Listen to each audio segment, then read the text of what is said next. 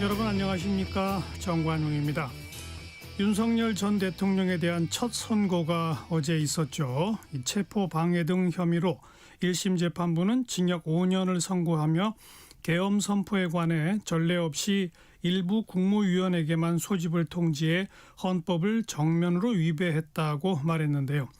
재판부가 비상계엄 선포 과정에서 국무회의 절차의 위법성을 유죄 판단의 전제로 삼으면서 다음 달 선고를 앞둔 내란 우두머리 사건에도 적지 않은 영향을 미칠 것이란 전망이 나옵니다.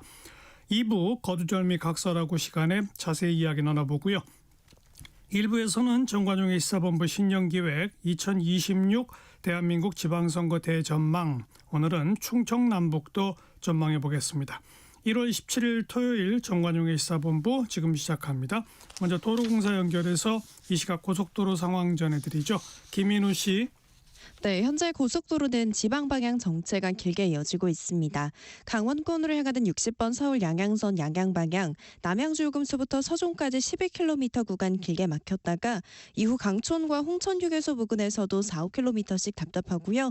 50번 영동고속도로 강릉 쪽으로는 경기권에서는 부곡과 호법 그리고 여주 부근에서 4km 안팎씩 밀리는데 강원권 안쪽에선 만종분기점부터 새말까지 한 번에 18km 구간이나 버겁습니다.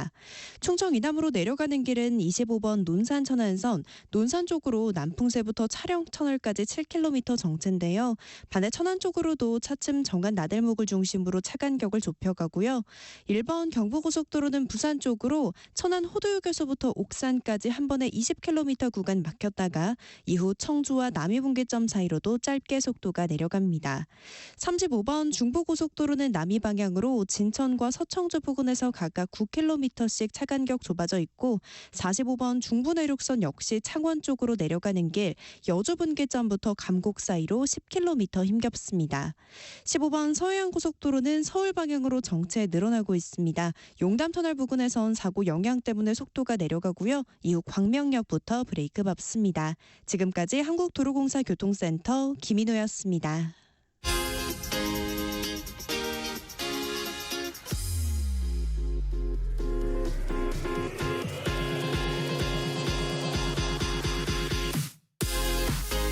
대한민국 시사의 중심 토요일 일요일 낮 12시 10분 KBS 1라디오 정관용의 시사본부. 뉴스펀치 1, 2, 3입니다. KBS의 이은우 기자 어서 오세요. 네, 안녕하세요. 네, 첫 번째 뉴스펀치 뭡니까? 네, 비상계엄 윤석열 첫 1심 결과 징역 5년입니다. 어제 내려진 선고죠. 네, 윤석열 전 대통령이 비상계엄 사태 이후 지금까지 8개 재판을 받고 있는데요.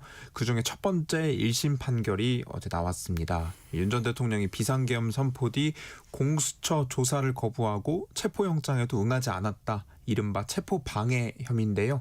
1심 재판부는 정당한 공권력 행사를 무력화시키고 국가 법질서 기능을 저해하는 중대범죄라며 징역 5년을 선고했습니다. 네. 당시 상황이 좀 지났기 때문에 자세히 좀 말씀드리면요. 2024년 이 비상계엄 사태 직후에 공수처가 체포영장을 발부받아서 관저 안에 있던 윤 전 대통령에 대한 영장 집행을 시도하던 때였는데 이 당시 대통령 경호처가 체포영장 집행을 막기 위해 이 총 3차 저지선까지 관저 앞에 설치를 했습니다. 또 중간중간 경호처 직원들이 인간띠를 만들고 수사관들과 몸싸움을 벌이는 그런 상황까지 펼쳐졌는데요. 예. 재판 내용을 보면 경호처 직원들이 재판 체포 저지에 나선 건 윤 전 대통령의 지시 때문이었다고 재판부가 판단했습니다. 윤 전 대통령이 공수처의 첫 체포가 무산될 당시 경호처 간부들과 오찬을 가졌는데 그 자리에서 경찰보다 경호관이 총을 더 잘 쏘지 않냐, 총만 갖고 있어도 두려워하고 위화감을 느낄 거다, 이런 식의 발언을 했다는 증언들도 나왔습니다. 윤 전 대통령 측은 공수처의 체포 수사 자체가 불법이라고 주장해왔죠. 네, 당시 윤 전 대통령은 이 공수처의 관저 체포 자체가 불법이라고 주장을 하면서 체포영장 집행에 응하지 않았던 겁니다. 관저가 우선 군사시설 보호구역, 그리고 그 군사시설 보호구역인 만큼 관저를 수색하거나 대통령을 체포하는 것 자체가 불법이라고 주장을 한 건데요. 네. 재판부는 관저 체포가 불법이라는 주장은 우선 받아들이지 않았습니다. 그리고 공수처법상 이 공수처 수사 대상에 내란죄가 해당이 안 돼서 윤 전 대통령 측은 공수처의 수사도 불법이다 이렇게 주장을 했는데 재판부는 공수처의 수사 권한이 있다 이렇게 판단을 했고요.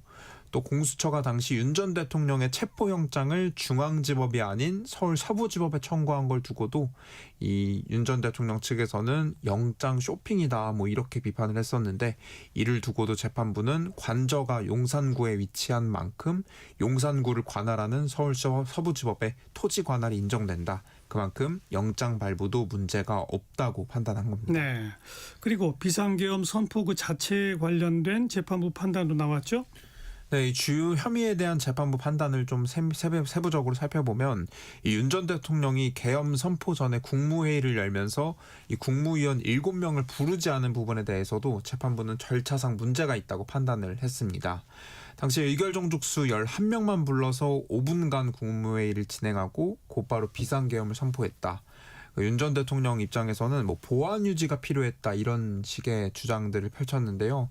하지만 재판부는 이 비상계엄에 대해서 모든 국무위원이 참석을 해야 되고 부르지 않은 국무위원들이 갖고 있는 계엄 찬성 반대에 대한 심의권이 침해당했다 이렇게 판단을 내렸습니다. 예. 이 밖에 계엄 이후에야 허위로 비상계엄 선포문을 만들고 폐기한 혐의 또 군 사령관들이 사용하는 비화폰 통신 기록을 삭제하라고 지시한 혐의 모두 유죄로 재판부는 판단을 내렸습니다. 아직 재판이 7개나 남았죠? 어떤 재판들이 남아있죠? 이제 가장 주목하는 재판은 역시 그 내란 우두머리 혐의 재판입니다. 선고가 다음 달 이제 이뤄지는데 다음 달 19일 1심 선고가 예정돼 있고요. 이 특검이 앞서 사형을 구형한 상황이거든요. 그랬죠. 뭐 이 재판 외에도 주요 재판이 뭐 외환 혐의나 위증 혐의 등 총 7개 재판이 상반기 내내 계속 이어질 예정입니다. 그런데 이번에 1심 재판에서 아까 말씀드린 것처럼 비상계엄의 불법성에 대한 재판부의 판단이 어느 정도 나왔어요. 그러면 이 일부 국무위원만 뭐 소집 통지를 했던 것 등 이런 비상계엄의 절차상 문제점이 재판부의 판단이 나오면서 이 향후 1월에 선고가 예정된 내란 우두머리 혐의 재판에도 불리하게 적용할 거란 관측들이 나옵니다. 그래서 특히 특검은 이번 1심 재판문 판결문, 그러니까 어제 나온 재판 판결문을 내란 우두머리 혐의 재판부에 증거로 제출할 예정이다. 이렇게 밝혔기 때문에 예. 결과를 좀 더 지켜봐야 될 것 같습니다. 네. 두 번째 뉴스펀치는 뭡니까? 네, 두 번째는 국민의힘 한동훈 한밤중 기습 제명, 국민의힘 극한 내분입니다. 네. 국민의힘 윤리위원회가 제명 결정 내린 거죠. 네, 지난달 이 국민의힘 당무감사위원회가 한동훈 전 대표의 당원 게시판 논란에 대해서 여론조작 정황을 확인했다는 조사 결과를 윤리위원회로 넘겼습니다. 그러니까 한동훈 전 대표 그 가족이 윤 전 대통령 부부를 비판하는 것을 당원 게시판에 올렸다 이런 의혹인데요. 윤리위원회가 지난 수요일 새벽에 한밤중에 기습적으로 제명 처분을 의결을 했습니다. 정말 예상치 못했던 그런 기습 처분이었기 때문에 당내에서 굉장히 크게 반발이 있었고요. 그리고 제명이 당원 당규상으로는 최고 수준 징계 사안이거든요. 그렇죠. 그런데 갑작스럽게 윤리위원회가 이런 최고 수준 징계 결과를 발표하면서 그야말로 당이 혼란에 빠진 상태입니다. 윤리위원회는 한 전 대표의 가족들이 글을 작성했다고 판단을 했다면서 국민 신뢰를 추락하게 한 해당 행위라고 결정 이유를 밝혔고요. 그리고 이어서 장동혁 대표가 윤리위 결정을 수용하겠다는 의지를 내비쳤습니다. 한동훈 전 대표는 강하게 반발하고 있죠? 네, 윤리위 결정이 새벽에 나오고 반나절이 지나서 한동훈 전 대표가 바로 국회를 찾았습니다. 한 전 대표는 비상계엄을 막고 당을 지킨 자신을 허위 조작으로 몰아 제명했다며 이 윤리위 결정을 계엄 선포라고 강하게 반발했습니다. 한 전 대표가 대표적인 이 비상계엄 당시 반대했던 인물이잖아요. 예. 그러니까 그것에 대한 어떤 보복성으로 자신에 대한 윤리위 징계가 결정됐다 이런 취지인 겁니다. 그래서 윤리위 판단이 헌법과 민주주의를 파괴하려는 또 다른 계엄이 선포된 거다 이렇게 주장을 하면서 장동혁 대표를 향해서 계엄을 막은 자신을 찍어내기 위한 일을 하고 있다 이렇게 지적했습니다. 당내 반발도 굉장히 강했는데요. 우선 당연히 친한계 내에서는 당내 민주주의 사망이다. 당을 자멸로 모는 결정이다 이렇게 비판을 했고요. 그리고 당내 소장파 의원들도 긴급 회동을 갖고 이 지방선거를 지금 앞두고 있는 상황이잖아요. 근데 지방선거를 앞두고 이런 결정이 내려진 게 중도층과 합리적 보수층이 보기에는 의문을 가질 수밖에 없다면서 우려를 즉각 표했습니다. 당내 중진들도 뭐 정치적 해결을 해야 된다 이렇게 중재에 나섰고요. 특히 이제 지방선거의 가장 핵심 주자인 오세훈 서울시장 역시 국민들이 이런 모습에 참담함과 실망을 느끼고 있다면서 도대체 왜 당이 이런 자멸의 길을 가고 있는 것이냐라고 우려를 표했습니다. 윤리위원회에서 한 제명 결정은 최고위원회 의결이 마지막으로 필요한 절차죠. 네, 이제 한동훈 전 대표 제명을 최종적으로 의결을 하기 위해서는 이 최고위가 의결을 해야 되는데요. 바로 다음 날 최고위가 열렸습니다. 그런데 이제 결국 소명 기회를 부여한다는 명목으로 의결 자체는 보류가 됐습니다. 윤리 결정에는 10일 이내로 규정된 재심 청구 기간이 있는데요. 한 전 대표는 답이 이미 정해져 있다라면서 재심 신청을 하지 않겠다고 밝혔고요. 그리고 같은 날 열린 의원총회에서도 의원 대부분이 제명은 좀 과하다 이런 입장을 내놨습니다. 앞으로 뭐 타협점을 찾을 수 있겠어요? 현재로서는 마땅한 출구는 없어 보입니다. 우선 재심 청구 기간이 오는 24일까지여서 24일까지는 좀 기다려봐야겠지만 재심이나 어떤 추가적인 조치가 없다면 26일 최고위에서 결국 이 제명이 확정될 거로 보여요. 한 전 대표 측에서는 가처분 신청이나 법적 조치에 나서지 않겠냐 이런 관측들이 나오고 있긴 한데 일단 이제 윤리위 판단 이후에 더 논란된 부분이 윤리위 결정문이 새벽에 처음 공개된 뒤에도 두 차례 정정이 됐거든요. 첫 결정문에서는 당원 게시판에 올라온 윤 전 대통령 부부를 비판하는 게시글의 작성자를 한동훈 전 대표로 특정하는 내용을 발표를 했다가 그리고 이 뒤에 다시 게시글 작성 여부는 확인 불가하고 수사에서 밝혀져야 한다 이렇게 변경을 했고요. 예. 또 그 뒤에 다시 가족 명의의 계정으로 추정되는 게시글이라고 한 차례 다시 수정이 됐습니다. 그래서 이제 뭐 과연 이 윤리위 판단 근거가 충분했냐 이런 지적들이 뭐 언론이나 친한계 소장판에서도 나오고 한 전 대표 같은 경우에 줄곧 본인이 당시에 당원 게시판에 글을 작성한 적이 없고 심지어는 본인이 가입하지도 않았다 이렇게 입장을 밝힌 상황이었거든요. 하지만 이제 지도부에서는 우선 제명 판단을 번복할 생각이 전혀 없는 입장으로 좀 전해지고 한동훈 대표 측도 제명 결정은 최고 수준 징계인 만큼 좀 물러날 생각은 없어 보여서 좀 더 당분간 지켜봐야 될 것 같습니다. 네. 마지막 세 번째 뉴스펀치 뭡니까? 네, 세 번째 공천 헌금 의혹 김경 서울시 의원 공천 헌금 강선우로부터 수개월 뒤 돌려받았다입니다. 이게 지금 경찰 수사가 진행 중이죠? 네, 2022년에 김경 서울시의원이 지방선거 국면에서 당시 민주당 강선우 의원에게 공천을 대가로 1억 원을 건넸다는 혐의로 경찰 수사가 한창 진행 중입니다. 김경 시의원 우선 2차 경찰 조사까지 받은 상황인데요. 어제 새벽 16시간 넘는 고강도 조사를 받고 나왔습니다. 조사 내용에서 특히 좀 주목할 만한 점이 전해진 게 강선우 의원에게 어떻게 돈을 건넸고 언제 돈을 돌려받았는지 이런 내용을 자세히 진술한 것으로 파악이 됐어요. 이제 김 시의원 같은 경우 강 의원의 보좌관인 남 씨로부터 먼저 공천헌금 제안을 받고 강 의원과 만나서 직접 돈을 전달했다는 취지로 진술한 거로 이제 확인이 됐습니다. 예. 돈을 돌려받은 건 이제 그해 4월에 공천이 확정된 뒤에 이제 몇 달이 지나서야 돈을 돌려받았다고 진술한 거로 이제 전해졌는데 그럼 이게 강선우 의원 해명과 완전히 지금 배치가 되는 상황이거든요. 강 의원은 앞서 이 의혹이 불거진 때 입장을 밝힌 게 사무국장 보고를 받고서야 돈을 받았다는 걸 인지했다. 그러니까 돈을 직접 전달했다는 김 시의원 진술과 우선 충돌하는 거고 그리고 즉시 반환을 지시했다라고 밝혔기 때문에 수개월 뒤에 돈을 돌려받았다는 김 시의원의 진술과 또다시 충돌을 하는 겁니다.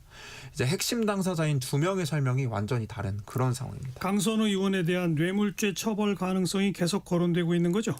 네, 이제 김 시의원 진술대로면 이제 강 의원이 4월에 공천이 확정되고 이제 수개월이 지나서야 이제 돈을 돌려받은 거라면 이 공천을 대가로 금품을 받았다는 뇌물 혐의 처벌 가능성이 이제 더 커지는 겁니다. 예. 경찰 이제 수사 주말에도 한창 진행되고 있는데요. 오늘도 이제 오전부터 이 강 의원의 전직 보좌관 남 씨에 대한 조사를 소환해서 진행을 하고 있습니다. 이 김 시의원 진술에 따르면 돈을 전달한 당일에도 김 시의원과 강 의원 외에 현장에 남보좌관이 있었던 것으로 파악이 되고 있거든요. 그래서 오늘 남보좌관이 과연 지금 강선 의원과 김 시의원의 입장이 다른 상황이기 때문에 어떤 진술을 내놓을지가 관건이고요. 그리고 다음 주 화요일에는 최종적으로 20일 이 강선 의원을 소환해 조사하겠다는 방침입니다. 네. 뉴스펀치 1, 2, 3였습니다. KBS 이윤우 기자 고맙습니다. 네, 감사합니다. 정관용의 시사본부 듣고 계십니다. 12시 25분 지났네요. 기상청 교통정보센터 차례로 연결합니다. 기상청의 최영우 씨. 네, 날씨 정보입니다. 오늘은 서울이 3도까지 오르면서 무척 포근했던 어제보다는 6, 7도가량 낮 기온이 떨어지겠습니다. 하지만 평년보다 높겠고요. 세종이 6도, 강릉 9도, 대구, 제주 11도, 부산 14도 등 전국적으로 어제보다 기온이 낮아도 이맘때보다 높겠습니다. 하늘은 맑겠고요. 대기질은 좀 탁한 곳이 있습니다. 주로 서울 등 중부지방과 경북에 초미세먼지 주의보 내려져 있고요. 오늘 오후 점차 중서부 지역부터 대기질이 나아지겠고 저녁에는 전권역이 좋음에서 보통을 유지하겠습니다. 내일 밤부터 강원 북부 동해안과 북부 산지에 비나 눈이 오겠습니다. 모레 새벽부터 오전 사이 중부지방으로 비나 눈이 확대돼 모레 낮에 대부분 그치겠고 예상 강수량이나 적설량은 많지는 않겠습니다. 한편 건조특보가 계속되는 동해안을 중심으로 당분간 메마른 날씨가 이어지겠고요. 바람도 약간 강해서 작은 불씨가 큰 불로 번질 수 있으니까요. 화재 예방에 신경을 쓰셔야 되겠습니다. 화요일인 글피부터 서울이 영하 12도까지 떨어지는 등 전국적으로 매서운 한파가 한동안 계속되겠습니다. 지금 서울 기온 2.8도입니다. 주말 날씨 정보 전해드렸습니다. 계속해서 이 시각 교통 상황 KBS 교통정보센터에서 유하영 씨가 알려드립니다. 네, 이 시각 교통정보입니다. 오늘 서울 도심에선 대규모 집회를 합니다. 세종대로 숭례문 방향 동화면세점 앞에서 집회를 하면서 전면 통제되고요. 반대 방향 차로를 나눠서 지나고 있습니다. 도로 이용에 참고하시기 바랍니다. 그 외 서울 시내도로는 분당 수서로 청담대교 방향 복정에서 탄천 1교까지 막히고요. 올림픽대로 공항 쪽으로 잠실철교에서 한강대교까지 밀립니다. 고속도로 지방 방향 정체도 길게 이어지는데요. 특히 강원권으로 서울 양양고속도로 양양 방향 월문 1터널에서 서종까지 막히고요.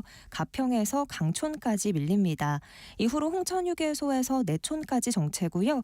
영동고속도로 강릉 쪽으로 원주에서 새마을까지 길게 막힙니다. KBS 교통정보센터였습니다.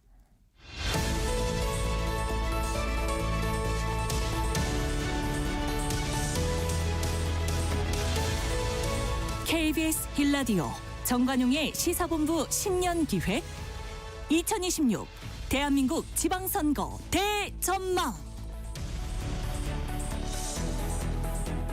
신년기획 2026년 대한민국 지방선거 대전망. 오늘은 충청남북도 선거 집중 분석해봅니다. 먼저 디트뉴스 24의 유소라 기자 전화로 연결돼 있어요. 유소라 기자 안녕하세요. 네, 안녕하십니까. 먼저 과거 역대 선거부터 한번 정리해보죠. 캐스팅 보트라고 불리우는 충청 그동안의 경향은 어땠습니까? 네, 일단 충청은 대전, 세종, 충남, 충북 이렇게 충청권 4개 시도 최근 3차례 지방선거에서 모두 한 정당이 광역단체장을 싹쓸이 했었는데요.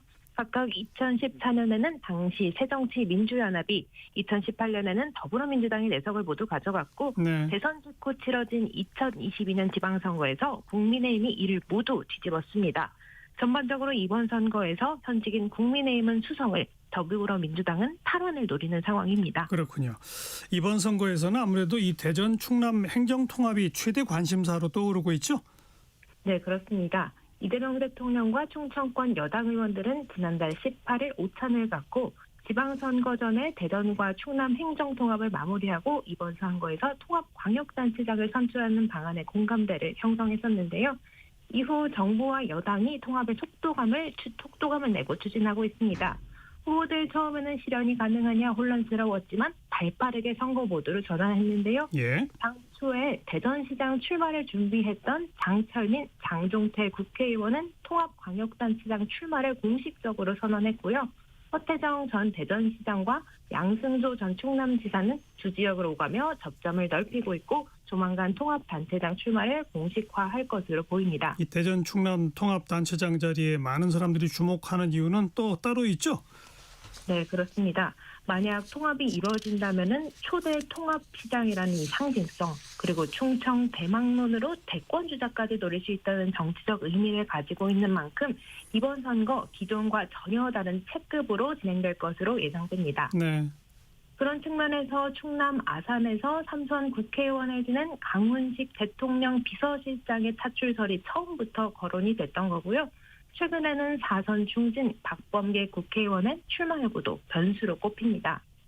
이와 함께 국민의힘에서는 현직 이장우 대전시장과 김태흠 충남지사 중에 누가 단일 후보가 될지도 관심이 쏠리는데요. 예. 특히 김 지사는 과거에 불출마를 시사하기도 했지만 최근에 이제 국민의힘에 대한 긍정 여론이 충남 내에서 조금 더 높은 만큼 당시의 결정을 뒤집을지도 좀 주목이 됩니다. 네.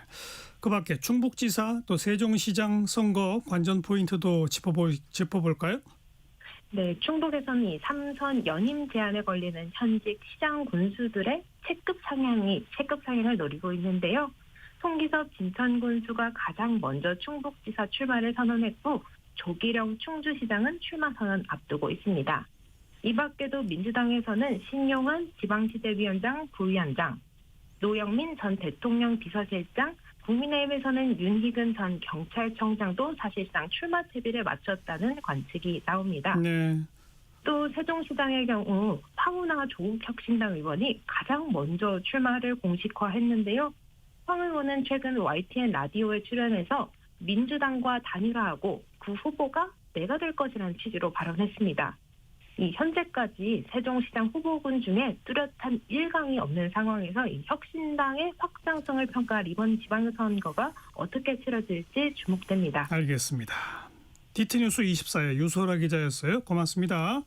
네, 고맙습니다. 자, 이어서 시대공감연구소 공감의 안필용 소장 스튜디오에 직접 모셨습니다. 소장님 어서 오십시오. 네, 안녕하세요. 방금 앞에 안필용입니다. 이제 대전 충남 통합 얘기를 꺼냈는데 그동안 뭐 통합 얘기가 여기저기 있었지만 잘 안 됐잖아요. 네, 그렇죠. 이번에는 꼭 될 것 같아요, 분위기가. 네, 아마 2월 말 3월 초 정도 법안을 국회에서 통과시키면 그 통합은 이루어질 것 같고요. 그리고 6월 달 선거에서 통합시장 선출하는 것도 가능할 예. 걸로 보여집니다. 그러니까 대전도 충남도 반대 안 하는 거죠, 지금. 이게 이제 그 통합과 관련돼서 사실은 절차법이 없습니다. 그러다 보니까 국회에서 통합 법안만 통과시키면 이게 가능한데 그래도 주민들의 동의라든지 이런 부분을 받아야 된다는 그 여론이 있어서 물론이죠. 그 이장우 대전시장과 그 김태흠 충남도지사가 2024년도 11월에 그 통합선언을 한 뒤에 그리고 주민 동의 절차를 거치기 위해서 시도의회에서 그 동의를 받았고요. 그리고 주민 설명회를 거쳐서 법안을 발의한 상황입니다. 네, 네. 그 법안을 발의할 때까지 그 민주당이라든지 시민사회는 그 통합 가능성이 없다고 그 논의에 참여를 하지 않았거든요. 그랬다가 이재명 대통령이 그 통합을 추진하면서 민주당이 태세 전환을 해서 지금 현재 통합을 그 적극적으로 추진하고 있는 상황이고 예. 그러면서 이제 그 중앙당과 시도당의 대전 충남 통합 및 충청 발전위원회를 설치하고 각 그 지역위원회별로 그 주민 설명회, 뭐 타운홀 미팅 뭐 이런 것들을 진행하면서 주민 동의 절차를 받고 있고 그리고 그 이장우 시장과 김태흠 지사가 발의한 법안에 대해서 그 대안을 내겠다는 입장으로 법안을 준비 중인 것으로 알려져 있습니다. 그러니까 양쪽 단체장도 양쪽 의회도 양쪽 주민도 명시적으로 반대를 안 하면 되는 그렇죠. 거죠. 네네네. 그런 거죠. 네. 그리고 뭐 4년 동안 최대 20조 원 지원한다는 거 아닙니까? 인센티브를 준다는 네네네. 거죠. 그렇습니다. 이것도 어마어마한 액수예요. 네, 그 어마어마한 액수이긴 한데 이게 구체적인 내용이 좀 없어서 그 이 돈을 어떻게 써야 되는지 그러니까요. 또는 중앙 정부가 이 돈을 쓸 때 그 통제를 하는 것인지 뭐 이런 부분들이 정해지지 않았기 때문에 이장우 시장과 김태흠 도지사는 미흡하다는 입장을 밝히고 있습니다. 네. 자, 앞에도 언급됐지만 강훈식 비서실장의 차출론 실현될까요? 뭐 우상호 정무수석은 안 나올 거라고 했는데 일단은 그 이 통합과 관련돼서 그 강훈식 그 비서실장의 출마를 위한 법이라는 비판이 있기 때문에 사실 청와대에는 좀 선을 긋기 위해서 우상호 정무수석이 그 출마를 하지 않는다고 이제 선을 그어놓은 상태이긴 한데 그 아마도 이 법안이 통과되고 난 뒤에 상황을 좀 보려고 하는 것 같습니다. 예. 그리고 그 지역에서 그 강훈식 비서실장의 차출이 필요하다는 그 여론이 높아지면 그때 가서 다시 고민해 보겠다는 입장인데 우선은 이제 그 대통령의 의지가 가장 중요할 것 같고요. 그리고 근데 이제 대통령이 그 억지로 강훈식 비서실장을 나가라고 하지도 않을 거고 강훈식 비서실장도 그 통합시장에 출마하는 것보다 중앙에서 자기 정치적 그 행보를 가져가는 것이 훨씬 더 유리하다는 생각을 갖고 있는 상황인 것 같긴 합니다. 그런데 지역에선 이미 그 출마가 기정사실화되기도 하고 그리고 강훈식 비서실장의 선거를 지원하기 위해서 일종의 예. 팬클럽 같은 성격의 그 모임들이 지금 일어나고 있는 상황입니다. 네. 뭐 국민의힘 소속 양쪽 단체장들이 사실상 주도해서 통합을 하고 있었던 거 아닙니까? 그렇죠. 네. 그러니까 뭐 강훈식 출마를 위해서 뭐 현 정부가 통합을 밀어붙인다는 건 말이 안 될 수도 있어요. 말이 안 될 수 있는데 지역 내에서는 이제 어쨌든 그런 여론들이 비등한 상황입니다. 네. 강훈식 실장 외에는 또 어떤 사람들이 거론됩니까? 네, 아까 저 이소라 기자가 말씀드렸듯이 일단은 양승조 충남도지사가 출마를 준비 중에 있고요. 그리고 전 지사죠. 예. 그리고 박정현 부여 군수가 출마를 하겠다는 입장을 밝히고 있습니다. 그리고 문진석 의원도 출마 의사가 있었는데 지난번 그 인사청탁 논란 때문에 실제 출마가 이루어질지는 두고 봐야 될 것 같고요. 그리고 박수현 의원은 원래 출마를 하겠다고 그 입장을 밝히고 있다가 강훈식 비서실장이 출마하는 게 좋겠다는 그 얘기를 하면서 약간 후퇴한 상황입니다. 그리고 대전에서는 그 장종태 의원과 장철민 의원이 이미 출마를 선언했고요. 그리고 허태정 시장도 도전할 의사를 밝히고 있고 박범계 의원은 아마도 그 강훈식 비서실장의 출마 여부와 연계해서 지금 준비는 하고 있지만 그 연계해서 결정을 하리라고 생각을 합니다. 네. 현직 대전시장 이장우 그리고 충남지사 김태흠 이 두 사람은 뭐 누가 단일화가 되는 겁니까? 그 전에는 사실은 김태흠 지사는 중앙 정치의 뜻이 더 있다는 입장을 밝혔었는데 최근에는 입장이 약간 좀 바뀐 것 같기도 하고 통합이 이루어진다면 또 좀 체급이 달라지니까요. 네. 근데 어쨌든 두 분은 아마도 협의를 해서 경선을 하지는 않을 것 같은 느낌도 좀 있습니다. 네. 충북지사 김영환 지사죠. 근데 뭐 이런저런 그 구설이 많았었죠 그동안에. 네. 일단은 사법 리스크가 대표적인 예일 것 같은데요. 그 오송 참사 사건으로 국회 오송 참사 그 국정조사 결과에 의해서 검찰의 재수사를 촉구한 상황이고, 네. 그리고 그 유족들이 검찰의 불기소에 그 항의해서 그 검찰에 항고를 한 상태인데 검찰이 아직 이 부분에 대해서 결론을 내지 않고 있는 상황이고요. 그리고 그 해외 출장을 앞두고 충청북도 체육회장 등 지역 체육계 인사들로부터 돈 받았다. 1,100만 원 수수한 혐의를 받고 있고 그리고 그 충북 배구 협회장으로부터 괴산 지역의 그 산막 설치 비용 2천만 원을 대납하게 하고 충청북도의 스마트팜 조성 사업에 혜택을 제공했다는 혐의로 충북 경찰청에서 조사를 받고 있는 상황인데요. 네. 그 김영환 지사는 경찰의 압수수색이 위법하다고 주장을 하면서 지난해 9월에 청주지법에 준항고를 제기했는데 기각됐고 최근에 대법원에 재항고장을 제출했지만 이마저도 기각이 돼서 사법 처리 수순에 들어갔다고 봐야 될 것 같습니다. 네. 그래도 아무튼 김용환 지사는 나오겠다는 거죠? 네, 출마를 강행하겠다는 의사를 피력하고 있습니다. 그런데 여야에서 지금 충북지사 후보군으로는 또 누가 거론됩니까? 일단 국민의힘에서는 이종배 국회의원의 차출론이 좀 있고요. 그리고 윤희근 전 경찰청장이 출마를 준비하고 있는 것으로 알려져 있습니다. 그리고 윤석열 대통령의 변호인이었던 윤갑근 그 전 충북도당위원장도 출마하겠다는 의사가 좀 있는 것 같고요. 그리고 박경국 전 충청북도 행정부지사도 출마 생각이 있는 것 같고요. 그리고 조기령 충주시장도 3선으로 더 이상 출마할 수 없기 때문에 체급을 올려보겠다는 생각을 갖고 있는 것 같습니다. 그리고 더불어민주당에서는 노영민 그 대통령 비서실장이 출마를 준비 중이고 신용환 대통령 직속 지방시대위원회 부위원장이 또 출마를 준비 중이고요. 그리고 또 송기섭 진천군수가 3선으로 더 이상 지역에 출마할 수 없기 때문에 체급을 올려서 출마하겠다는 의사를 피력하고 있는 상황이고 예. 한범덕 전 청주시장도 출마가 거론되고 있는 상황입니다. 또 이모선 의원의 출마설도 꾸준히 제기되고 있는 상황입니다. 지금 세종시장은 누구죠? 세종시장은 국민의힘 소속이죠. 국민의힘 소속. 네. 네. 자, 충북과 최민호 시장입니다. 최민호 네, 시장 뭐 역시 이제 대선에 도전할 것이고 네. 야권에서는 일단 조국혁신당에서 첫 번째 출마 선언이 나왔죠. 네, 그렇습니다. 황운하 의원이 출마 선언을 했는데요. 그 세종시장 선거에서는 지금 아까 유소라 기자가 브리핑했던 것처럼 뚜렷한 일강이 없는 상황입니다. 예. 그런 과정에서 그 국민의힘에서는 최민호 시장 외에도 이준배 전 세종시 경제부시장이 출마를 하겠다는 생각을 갖고 있는 것 같고요. 네. 민주당에서는 조상호 그 전 세종시 부시장과 김수현 그 세종 참여연대 사무국장 그리고 이춘희 전 시장 그다음에 고준일 세종시의회 의장 이런 분들이 출마를 준비 중인 것으로 알려져 있습니다. 네.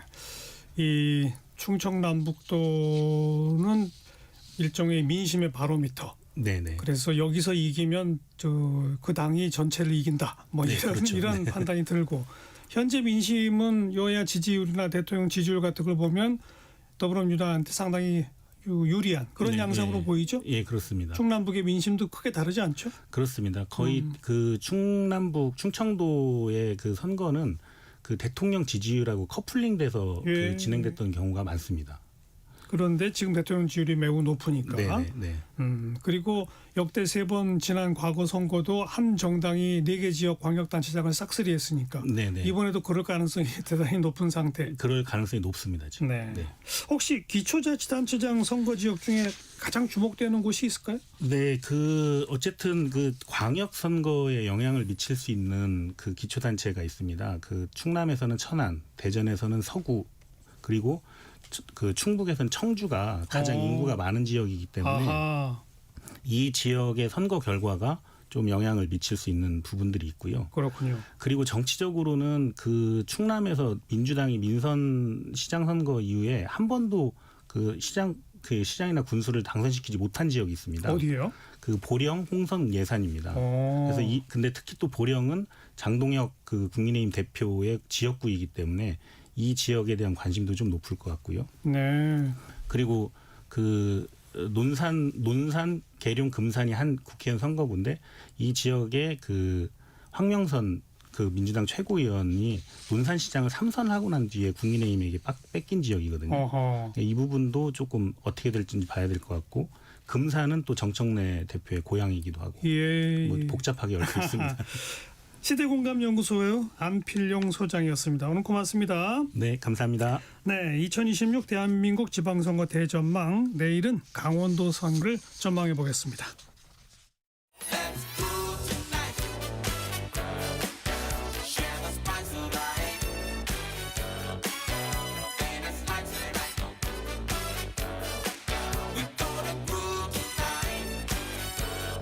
국민 MC 정관용. KBS 1라디오 정관용의 시사본부. 들어보면 달라요.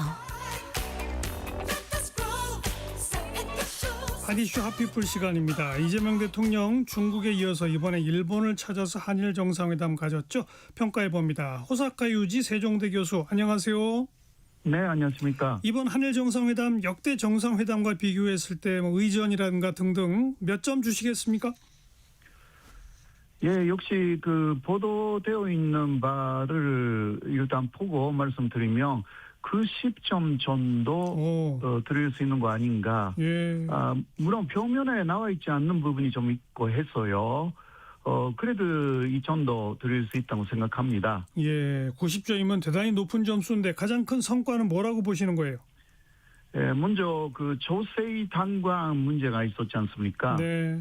이거는 82년 정도 반치되어 있었는데 거기에 대해서 희생자들의 그 유골에 대한 DNA 감정 공동으로 하겠다라든가 사실 이쪽의 주장을 일본 쪽에서 거의 다 수용했습니다. 이러한 부분도 지금까지는 거의 무시당하고 있었던 부분이기 때문에 상당히 그 점수를 높게 드릴 수 있고요. 그리고 네. 셔틀 외교를 복원시켰다라는 부분은 대단히 중요한 내용이 아닐까. 앞에 이시바 촌리 때하고 그 함께 그 생각하면 네.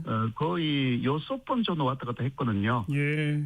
이런 부분이 이 성과로 보입니다. 네.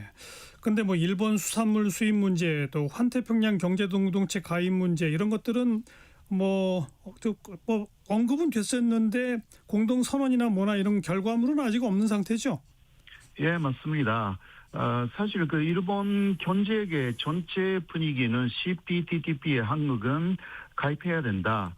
이런 것은 그 공동적인 인식인데 사실 그러나 거기에 대해서 후쿠시마 주변의 그 수산물 수입 이것을 좀 거래 조건으로 내세운 거 아닌가. 네. 이러한 부분이 좀 있어서 이것은 약간 좀 시간이 좀 걸리는 것 같습니다. 그러나 예. CPTPP에 한국을 오히려 가입시키고 싶다라는 게 일본의 경제계의 의견이기 때문에 그렇게 이 부분도 오래 걸리지 않고 성과가 나올 것 같습니다. 예. 과거사 독도 문제 이런 것들은 이번에 어떤 얘기들이 오갔습니까? 예, 독도 문제는 언급 자체가 없었다고 알고 있고요. 일본의 그 언론 쪽에서도 오히려 독도 문제는 말하면 안 된다라는 그렇죠. 그러한 논조가 좀 있었고, 과거사에 대해서는 기본적으로 일본 정부의 현재까지의 그 담화라든가 전체적인 입장도 개선한다라는 그 기존의 입장을 그대로 예. 답습한 것으로 알고 있습니다. 네. 무엇보다도 지금 중국과 일본이 갈등이 심각한 상태인데 일본 측에서 이재명 대통령을 아주 극진히 환대하고 뭐 같이 드럼 치는 모습도 연출하고 뭐 이런 것 자체가 갖는 상징적 의미가 큰 거 아닐까요? 예, 그러니까 사실 그 한중 정상회담이 먼저 있었지 않습니까? 네. 그래서 일본 쪽에서 걱정한 것은 중국이 한일 간을 완전히 그 이간질 하려고 그렇게 한 거 아닌가. 그렇죠. 그런 뉴스들이 굉장히 많이 나왔습니다. 맞아요. 그래서 오히려 한국을 완전히 일본 편으로 끌어들여야 하는 것이 아닌가라는 부분이 좀 있어서 반대로 이어진 것으로 이렇게 보이는데요. 예. 사실 이번에 그 다카이치 그 촌리에 바로 왼쪽에 앉았던 사람이 이거 확대회담 때인데 일본의 히토류의 최고 전문가였습니다. 예, 이런 것은 일본의 뉴스에는 좀 나왔는데요. 아무튼 간에 그래서 일본 쪽에서 이번에 그 한일 정상회담의 중심 위제 중에 히토류 문제가 있었다라는 것을 알 수가 있는 부분이었고, 그만큼 한국이 전략적으로 대단히 중요한 나라가 되었다. 일본에 있어서도 그런 것을 알 수가 있는 회담이었습니다. 네. 그나저나 지금 중국이 일본에 대한 히토류 수출 통제에 들어갔는데 일본 산업계에 뭐 극심한 피해가 지금 벌써 가시화됩니까? 아직은 그렇지 않습니까? 예, 아직은 그 일본에서는 조금 히토류를 갖고 있는 부분들이 좀 있어가지고요. 그러니까 2012년에 그 문제 당시 그 히토류 문제가 역시 중국에서 일본에 대해서 수출 금지를 해가지고 있었습니다. 네. 그 이후에 일본은 다시 한번 그런 사태가 있을 것을 예상하고 리사이클을 하기 시작했어요. 히토류를. 예. 그래서 조금 여유가 아직은 있는데, 그러나 그것도 3, 4개월이 지나면 문제가 된다. 네. 그래서 이번에는 그 멜로니 촌이 만났지 않습니까? 예. 일본에서 그런 부분도 논의하고 있고요. 일단 일본은 그 중국에 대해서 대항할 수 있는 모든 카드를 그 꺼낸다. 네. 이런 생각으로 한국에 대해서도 그렇게 굉장히 아직은 공개가 되어 있지 않는 부분에서는 여러 가지 이야기가 오갔을 것으로 보입니다. 네. 자, 일본 국내 정치긴 합니다만 다카이치 총리가 이 중의원 해산 조기 총선 카드를 꺼내 들었는데 당내 중진들하고 상의도 안 하고 그냥 했다고 그래요. 이게 왜 그랬습니까? 이것이 사실 그 반대에 부딪힐까봐 그 이야기를 하면요. 지금 사실상 그 아소 전 총리가 실제 그 권력자라고 알려져 있습니다. 네. 그런데 계속 이런 식으로 가면 아소 전 총리의 지배당하는 구조가 되는데 이번에도 그러니까 아소 전 총리에게 전혀 위로하지 않고 독단적으로 발표를 사실 한 것입니다. 이것으로 그 자민당 내에서 상당히 당혹감이 없지 않아 있고요. 그리고 공명당하고 입헌민주당이 이번에 단일화를 한다 해가지고 신당을 출범시켰습니다. 그래서 이것으로 사실 공명당의 그 득표라는 것이 대단히 중요하거든요. 이거 없어졌기 때문에 2만 표 정도가 각 그 선거구에서 소선거구에서 오히려 입헌민주당 쪽으로 이동할 것으로 그렇게 예상되는데 그러면 50 그 의석 정도 오히려 자민당이 없어질 것이 아닌가 이런 우려마저 나와 있어서 결과적으로 어떻게 될지는 그 상당히 그 걱정스러운 부분도 없지 않아 있습니다. 그러나 다카이치 일본 총리의 높은 지지율이 있기 때문에 그것도 그 문제가 없다라는 논조도 있고요. 이거는 그 굉장히 관심을 지금 끌고 있습니다. 일본에서 그거에 대해서. 다카이치 총리의 높은 지지율 말씀하셨는데 그러나 야권 쪽에서의 단일화라고 하는 변수 때문에 진짜 선거 결과로서는 아직은 예측하기 어렵다. 이 말씀이로군요. 맞습니다. 네, 호사카 유지 세종대 교수 고맙습니다. 네, 감사합니다. 1부 마치겠습니다. 조영남이 부른 내 고향 충청도 들으시고요. 1시에 다시 옵니다.